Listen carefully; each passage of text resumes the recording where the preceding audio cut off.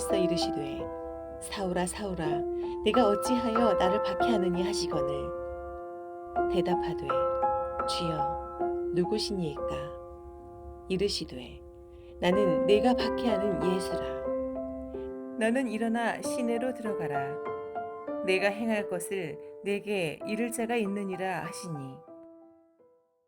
신궁이라 불릴 정도로 대한민국의 양궁은 세계 최강의 실력을 자랑합니다. 양궁을 대표하는 많은 선수들이 있지만 특별히 저는 2012년과 2016년 올림픽에서 메달을 수상한 기보배 선수가 기억에 남습니다. 기보배 선수가 자신의 훈련에 대해 설명하는 영상을 본 적이 있습니다. 하루에 평균 400발의 활손을 연습을 한다고 합니다. 그런데 그녀의 훈련은 여기서 그치지 않습니다. 훈련을 마친 후에 훈련을 하며 잘 해낸 부분, 또 잘 해내지 못한 부분에 대해서 피드백을 하면서 철저하게 훈련의 과정을 돌아보며 기록했다고 합니다. 이처럼 자신을 돌아보는 것은 꼭 필요한 습관입니다. 이러한 습관은 우리의 믿음 생활에도 빼놓을 수 없습니다. 오늘 말씀에는 돌아보지 않고 앞만 보며 달려갔던 한 인물이 등장합니다.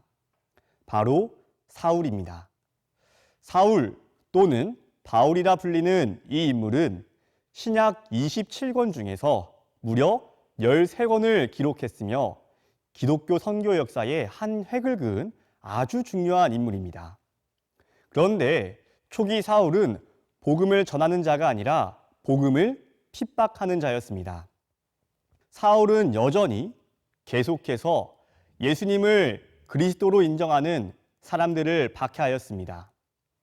어느 날 사울은 예루살렘으로부터 무려 240km 정도 떨어진 다메섹이란 도시에 예수를 믿는 사람들이 모여 있다는 소식을 듣고 곧바로 공문을 받아 그들을 잡으러 가게 됩니다. 그가 이렇게까지 성도들을 핍박한 이유는 예수를 그리스도라 고백하는 것이 하나님을 망령되게 일컫는 것이라 생각했기 때문입니다. 그래서 사울은 교회를 핍박하며 하나님을 위해 옳은 일을 하고 있다고 확신했습니다. 그렇게 확신을 갖고 다메섹에 도착할 때쯤 그는 하늘로부터 빛을 보게 되었고 그 속에서 음성을 듣게 됩니다.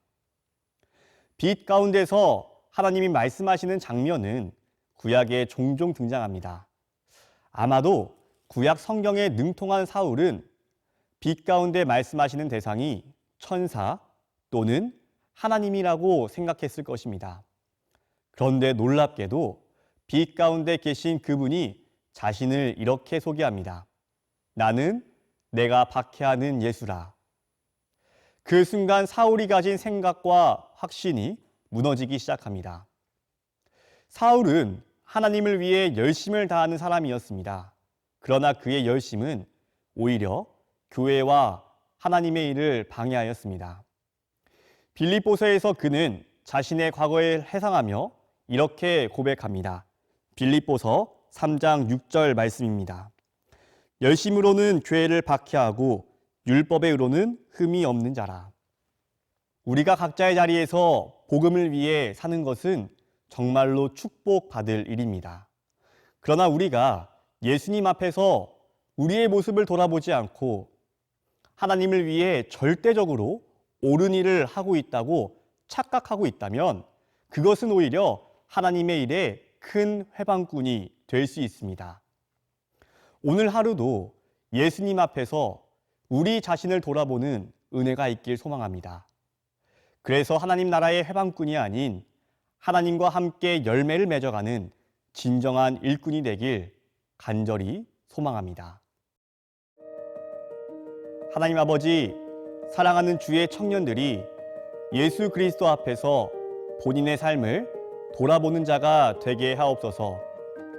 믿음의 자녀로 살아갈 때 하나님을 위해 열심을 내기 전에 올바른 방향으로 가고 있는지 주 앞에서 돌아보길 원합니다.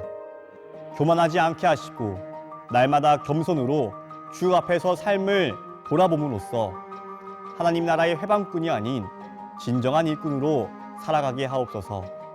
예수님의 이름으로 기도드립니다. 아멘.